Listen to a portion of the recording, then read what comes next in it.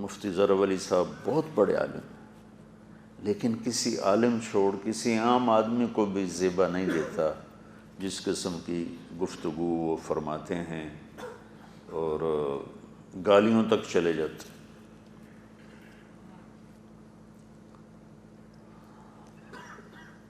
وہ مجھے زندیق تو کہتے ہیں، ملحد بھی کہتے ہیں، تو میں اس کی تعویل کرتا ہوں، کوئی ان کے پاس دلیل ہوگی میرے زندیق ہونے کی یا ملحد ہونے کی؟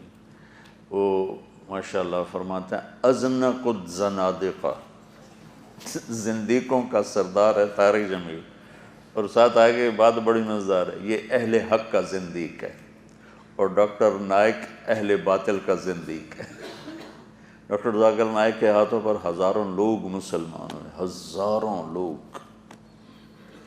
ہمارے مولوی مسلمانوں کو کافر بناتے پھرتے ہیں، اس نے کافروں کو مسلمان بنایا، وہ زندیق ہے۔ تو میں اس کی تعویل کرتا ہوں، کوئی ان کے پاس دلیل ہوگی۔ لیکن ایک دفعہ انہوں نے کہا اس کا نسب بھی طوائفوں سے ملتا ہے۔ میں کہا یہ میرا کو اس نے اپنی بیٹی بنایا ہوا ہے، وہ طوائف ہے، اس کا نسب بھی اس کے ساتھ ملتا ہے۔ اس کی مجھے تکلیف ہوئی کہ اتنا بڑا بہتان اور جھوٹ اور بلا دلیل، تکلیف ہوئی۔ دیکھو نا، وہ ذوالخویسرہ نے کہا کہ ما عدلت یا رسول اللہ، وہ جو اس میں حنین کا مال تقسیم ہو رہا تھا، تو آپ اتنے بڑے نبی ہیں تو آپ کے چہرے کا رنگ نیلا پڑ گیا، اثر تو ہوتا ہے۔ لیکن آپ نے کیا کہا؟ من یعدل ان لم یعدل، سبحان اللہ۔ تو واللہ یہ سن کر بھی میں مرد، ہماری تو پوری کتاب لکھی پڑی ہے۔ تو راجپوتوں میں ایک شاخ ہے چوہان، جو سب سے بڑی شاخ ہے، پرتھوی راج چوہان، ہم اس کی اولاد ہیں، کتاب لکھی پڑی ہے۔ یہ اس وقت انڈیا کا سب سے بڑا راجا تھا۔ تو جو یہاں راجپوت ہیں وہ ہیں باہر سے آئے ہوئے، اور اس میں چوہان سب سے بڑی شاخ ہے، چوہان سب سے بڑی شاخ، پھر آگے اس کی بے شمار شاخیں ہیں۔ تو جب وہ پرتھوی راج کو شکست ہوئی نا، تو چوہان خاندان بکھر گیا۔ اس کی ایک سب کاسٹ ہے سہو، ساہو سے ہے، یعنی ہمارے جو بڑے تھے پیچھے وہ بڑے مالدار تھے، جاگیروں والے تھے، تو انہیں کہا جاتا تھا یہ تو بڑے ساہوکار ہیں، سمجھے؟ یہ تو بڑے ساہوکار سمجھے، مالدار۔ تو وہ ہماری کاسٹ بن گئی، سب کاسٹ سہو۔ ہمارے بزرگوں کی قبروں پہ لکھا ہوا ہے میاں عنایت علی، تاریخ وفات میاں عنایت علی راجپوت چوہان سہو، تاریخ وفات 1956۔ تو اس وقت تو کوئی جھوٹ نہیں لکھتا تھا نا۔ معافی چاہتا ہوں، میں اپنی صفائی پیش کرنے میں بہت لمبا چلا گیا۔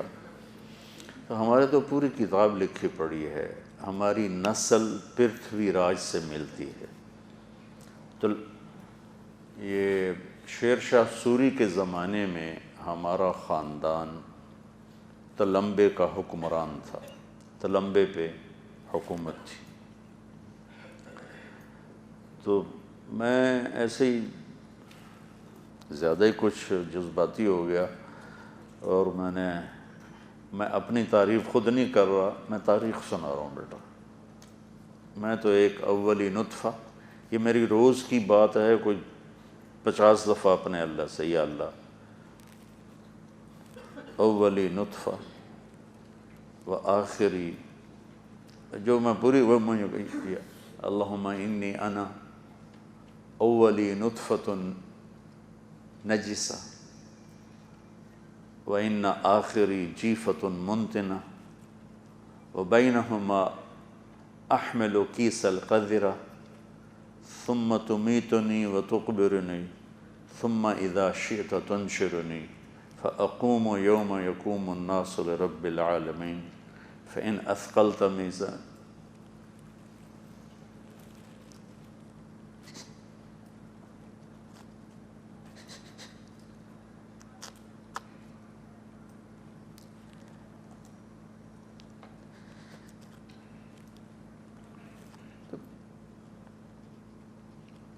تو پھر میں کہتا ہوں فَإِنْ أَثْقَلْتَ مِيزَانِي فَأَنَا كَرِيمٌ وَإِنْ خَفَّتْ مِيزَانِي فَأَنَا لَئِيمٌ فَاجْعَلْنِي مِنَ الْكِرَامِ وَلَا تَجْعَلْنِي مِنَ اللِّئَامِ۔ یہ دعا میری چلتے پھرتے ایسے چلتی رہتی ہے، ٹیپ کی طرح کہ تاکہ یہ جو پروٹوکول ہے میرے باہر یہ مجھے دھوکہ نہ دے، اس سے میں مغرور نہ ہو جاؤں۔ روز میں یہ اللہ سے بتاتا ہوں۔ آپ میری اولاد ہو تو میں نے تو گمنامی میں سفر شروع کیا تھا، اندھیروں میں سفر شروع کیا، اینٹ کا میرا سرانہ ہوتا تھا۔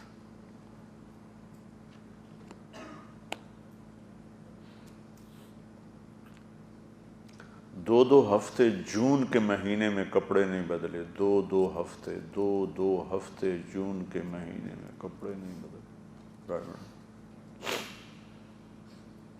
مجھے تو نہیں پتا تھا ایسا کرے گا میرے سے۔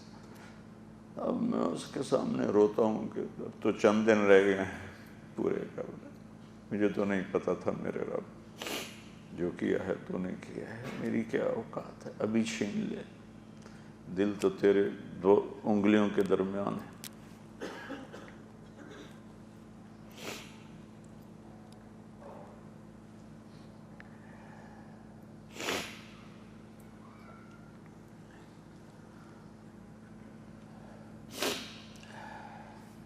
اس علاقے میں جتنے ذمہ دار ہیں ان سب کو زمینیں ہمارے بڑوں نے دی تھی، چونکہ وہ تلمبا کے حکمران تھے شیر شاہ سوری کے دور میں۔ تو بس زرولی صاحب کی گفتگو پر یہ سارا کچھ میں نے آپ کو سنایا ہے کہ دیکھو کسی کے نسب پہ یوں بات کرنا یہ تو کسی ریڑھی والے کو بھی زیبا نہیں چاہیے جائے کہ ایک عالم ہو اور وہ اس طرح بہتان، الزام اور دل آزاری، یہ بات نا میں نے دکھی ہو کے کی ہے، اس لیے کہ تم میرے بچے ہو، تم کسی کے لیے دکھ نہ بننا اللہ کے واسطے۔ اگر تم نے اپنی زبان کو اچھا نہیں بنایا تو ممبر پہ کبھی نہ بیٹھنا، ممبر پہ کبھی نہ بیٹھ۔ اور میں تمنا کروں گا کہ آپ سب کی زبان شہد کی طرح